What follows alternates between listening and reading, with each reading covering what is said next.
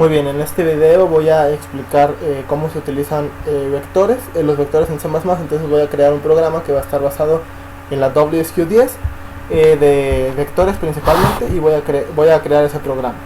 Entonces vamos a empezar con include iStream.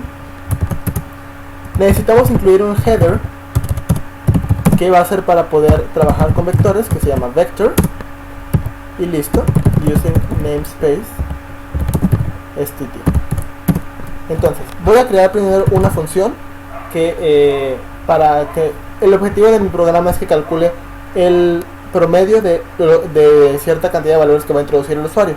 Entonces voy a crear una función que se va a llamar float, va a ser de tipo float, que se va a llamar average, y dentro de mi función mi único parámetro va a ser un vector.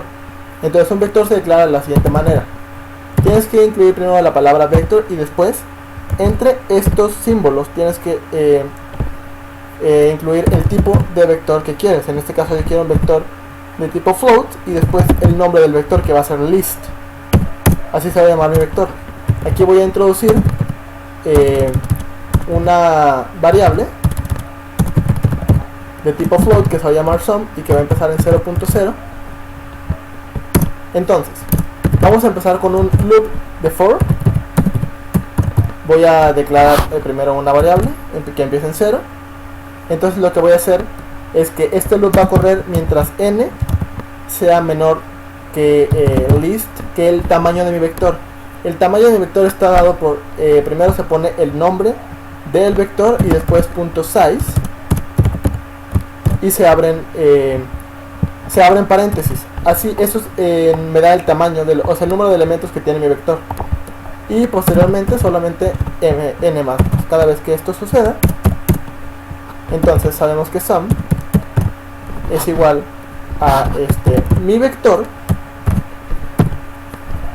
cada uno de los elementos de vector uno por uno, por eso lo evalúo en la variable n más sum, y listo. Solamente tiene que regresarme.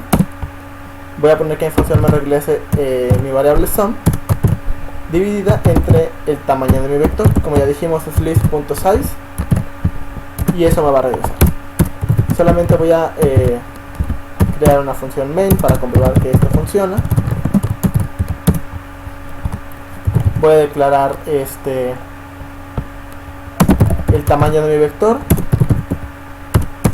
esta variable para que el usuario pueda introducir sus valores, y mi vector, que va a ser vector float, igual la voy a llamar list, pero recordemos que este vector es independiente de este, porque cada uno es independiente para su función.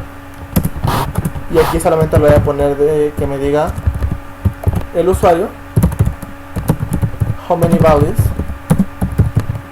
will you introduce.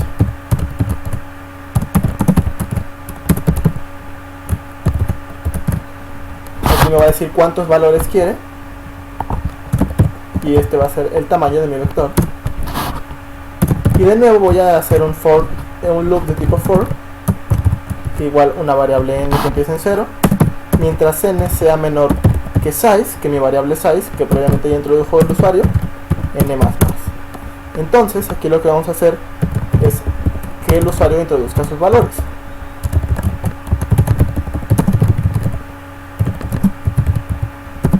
Please introduce your values. Aquí el usuario va a introducir sus valores. Esa es la variable que previamente declaramos, y lo que vamos a hacer aquí es list.push_back en x. ¿Qué es lo que hace esto? La función de pushback agrega un elemento al final del vector. En este caso se va a agregar uno cada vez que el loop se corra, y le va a dar este valor, el valor que el usuario introduzca. Y pues finalmente ya solamente ponemos the average is, y mi función average evaluada en mi vector. Listo, estamos listos. únicamente compilamos, le llamé a mi archivo vectors.cpp. Entonces aquí me va a pedir how many values will you introduce? 4.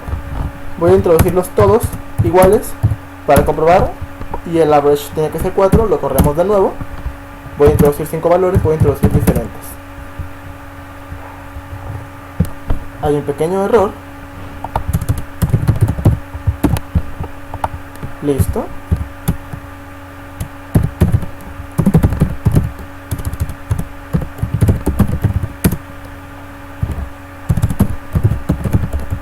Entonces, introduzco 4 valores. Ahora sí me permite introducirlos con punto decimal y me da el average. Y bueno, eso es básicamente